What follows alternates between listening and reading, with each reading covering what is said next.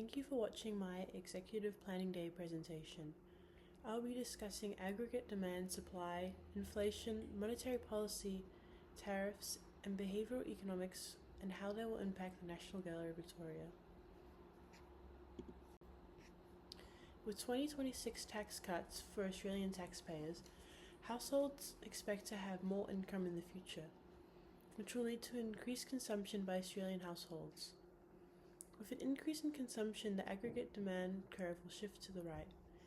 This equals, in the short term, an increase in real GDP and an increase in price as the shift of the aggregate demand curve moves along the original short-term supply aggregate curve.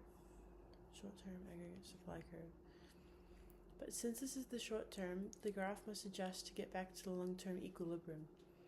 The increase in costs for firms and the workers due to the price increment will push the price level even higher as an unfortunate effect.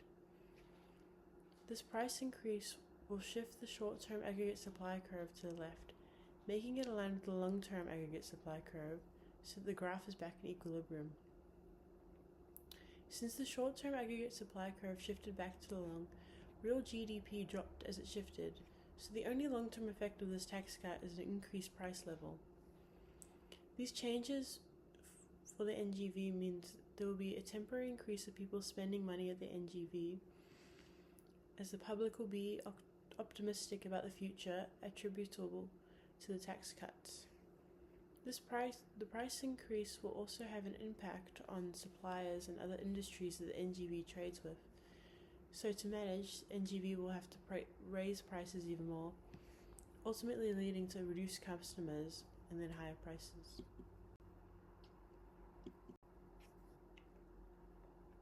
There were many factors that contributed to the substantial levels of inflation in Australia, such as people being cooped up at home during lockdowns, and then as soon as it ended, people wanted to spend money, thus greatly increased demand, so much so that the supply of goods and services couldn't keep up, contributing to the inflation in Australia.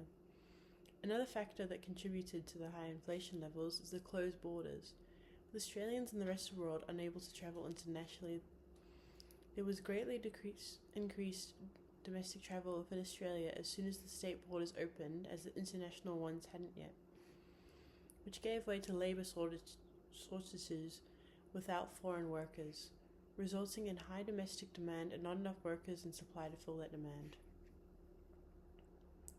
Higher interest rates lower inflation by increasing borrowing costs, which discourage consumer and business spending.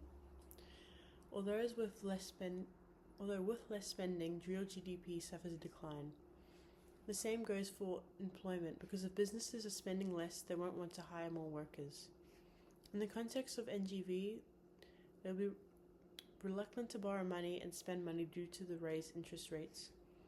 So the price for goods and services will go down, but there will be less people in general willing to spend money. So it is likely there will be a temporary reduction in revenue while the interest rates are high.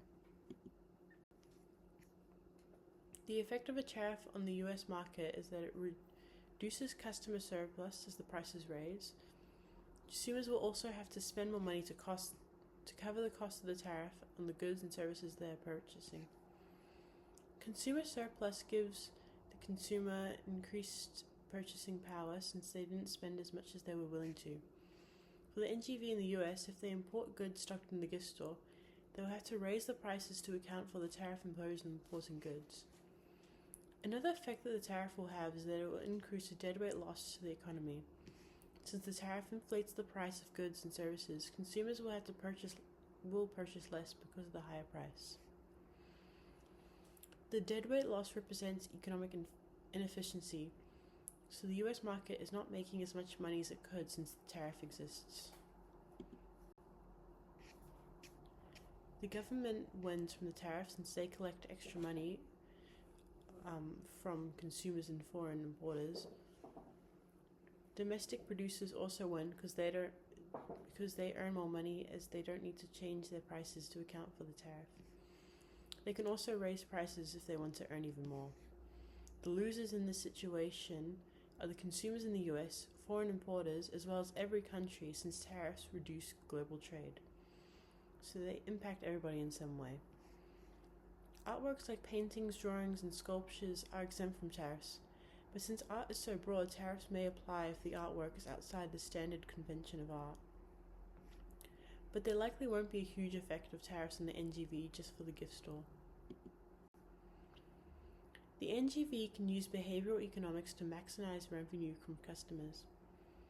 Economics typically assumes that people behave rationally, meaning that people will use all available information and then weigh the costs and benefits to settle on a course of action if the perceived benefits outweigh the costs. But behavioral economics also looks at the psychology behind the decision, how the environment, emotions, circumstances, and impulsivity affect people's choices that may not be deemed rational. The first way that NGV should use behavioral economics is with the zero price effect and mental accounting. The zero price effect is the psychological effect of getting something for free. People will irrationally overvalue the worth of the object if it's for free. Combined with mental accounting, the theory that explains people irrationally treat money differently based on where it came from and where it is going, even though money is intrinsically interchangeable. Using these concepts, the NGV gift store could offer a deal where if you spend a specific amount of money you get a free gift, for example a keychain or a tote bag. People will likely spend more than they need to because of the perceived value of the free gift, as well as justifying the extra money spent with mental accounting because of the value of getting something for free. Another way they can utilize behavioral economics is having a lucky draw. So customers spend a small amount to possibly get something worth more than the money they spent, but most likely get something worth less. This will likely work due to the gamma's fallacy, when people assume that past events will influence future events, thus assuming that a win is due and continue playing with lucky draw.